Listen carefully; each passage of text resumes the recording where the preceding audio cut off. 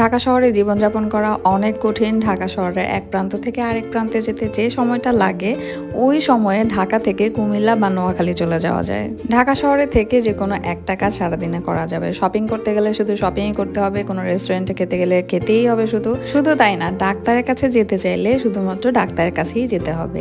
এছাড়া সারাদিনে অন্য আর কোনো কাজ করা যাবে না। কথাগুলো কেন বললাম সেটা পরে বলছি, চলুন আগে সকালটা শুরু করা যাক। আজকে আমি সকাল থেকেই চিন্তা করছিলাম যে মালাই একটা চা বানাবো। অনেক বছর আগে খুলনাতে আমার ভাইয়ের বউয়ের বাড়ি, সেখানে একবার চা খেয়েছিলাম। তারা একটা শর্ট দিয়ে মালাই চা বানায়, সেই চায়ের স্বাদটা মুখে এখনও লেগে আছে। এরকম একটা অবস্থা। তো আজকে কেন যেন মনে হলো, মানে বেসিক্যালি হচ্ছে দুধটা নামিয়েছিলাম ফ্রিজ থেকে, দেখে একেবারে সর হয়ে আছে। তো ভাবলাম যে এই সরগুলো দিয়ে একটা মালাই চায়ের মতো বানিয়ে ফেলি, দেখে খেতে কেমন লাগে। আমি আবার চায়ের দুধ আর চিনির পরিমাণটা একটু কম খাই, চিনিটা বেশি খাই না, ভালো লাগে না। আর দুধটাও কম খাই, কারণ হচ্ছে কেমন যেন একটা মাতাল লাগে দুধের পরিমাণটা যদি বেশি হয়ে যায়। 2 কাপ চা বানিয়েছিলাম, 1 কাপ আমার জন্য আর 1 কাপ সাহেবের জন্য। সাহেব তো শুক্রবার দিনও অফিসের কাজে ব্যস্ত থাকে, তাকে দিয়ে আসলাম। ভাবলাম যে তার থেকে ফিডব্যাক নিব কেমন হয়েছে। সে এতটাই ব্যস্ত, তার থেকে আর ফিডব্যাক নেওয়ার সুযোগ হয় নাই। তো যাই হোক, মালাই চাটা ভালোই লেগেছে খেতে, একটু বেশি মিষ্টি হয়ে গিয়েছিল, আসলে দুধের পরিমাণ বেশি হলে যা হয় আর কি। আর আজকে যাবো একটা মেনলি দাওয়াতে, তো দুপুরবেলা তেমন রান্নাবান্না করি নাই, আগের দিনে খাবার দাবার দিয়ে চালিয়ে দিয়েছি। কোথাও দাওয়াত থাকলে আমি নর্মালি একটু ফাঁকিবাজি করারই চেষ্টা করি। মানহাকে ঘুম পাড়িয়ে দিয়ে মেকআপ নিতে বসে গেলাম, তাড়াতাড়ি রেডি হওয়ার চেষ্টা করছি, কারণ আমরা তো ঢাকা শহরের এক প্রান্তে থাকি, আরেক প্রান্তে যেতে যেতে আবার সকাল থেকে রাতও হয়ে যায়। সেই ভয়েই বেসিক্যালি তাড়াতাড়ি রেডি হতে বসেছি। বাই দ্য ওয়ে, লাস্ট কিছুদিন যাবৎ আমার কাছে এই টাইপের মেকআপ খুব ভালো লাগছে, বাট একই মেকআপ লুক করতে করতে বোরিং হয়ে যাচ্ছি। অবশ্যই নেক্সট টাইম থেকে ডিফারেন্ট টাইপের মেকআপ লুক করব।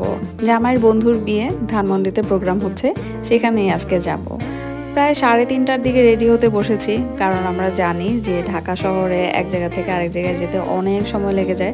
যাত্রাবাড়ি থেকে, মানে আমার বাসা থেকে ধানমন্ডিতে যেতে সর্বোচ্চ 15 থেকে 20 মিনিট সময় লাগে।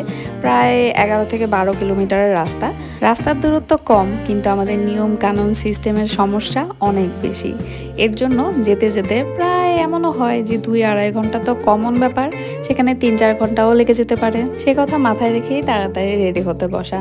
তাছাড়া যে দাওয়াত দিয়েছে তাকে তো আর বলতে পারি না যে আমাদের বাসার ছাদে একটা প্লেন পাঠিয়ে দিও দাওয়াতের সাথে সাথে, যাতে আমরা সেই প্লেনে করে উড়ে চলে যেতে পারি।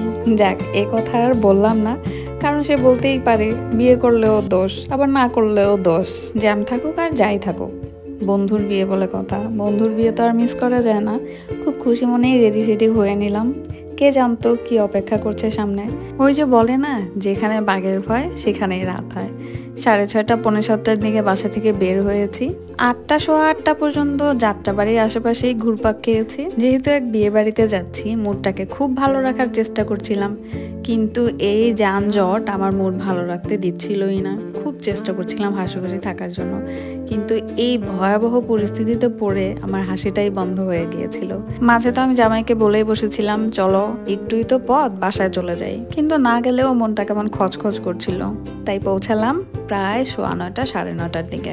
গিয়ে খেতে বসে গেলাম, কারণ আমরাই ছিলাম লাস্ট ব্যাচ। মজার খাবার খেলাম, যদিও খাবারগুলো গলা দিয়ে নামতে চাচ্ছিল না, কারণ আগে থেকেই বুঝতে পেরেছিলাম বাসায় ফেরার পথেও এক বিপদে পড়তে হবে। বাসায় আস্তে আস্তেই খাবার সব হজম হয়ে যাবে। যাই হোক, তারপরও খেলাম। খেয়ে দিয়ে একটা মজার পানও খেয়ে নিলাম। ঝড়ের গতিতে সবকিছু করে ফেললাম। ঝড়ের গতিতে খাওয়া দাওয়া করলাম, বর বউয়ের সাথে ছবি তুললাম, ভিডিও করলাম, সবার সাথে ছবি তুললাম, আমরা নিজেরা ছবি তুললাম, সবকিছু ঝড়ের বেগে, কারণ বাসায় ফিরতে হবে। যে প্রায় 1.25 ঘন্টার মতো মনে হয় আমরা সেই প্রোগ্রামটাতে ছিলাম।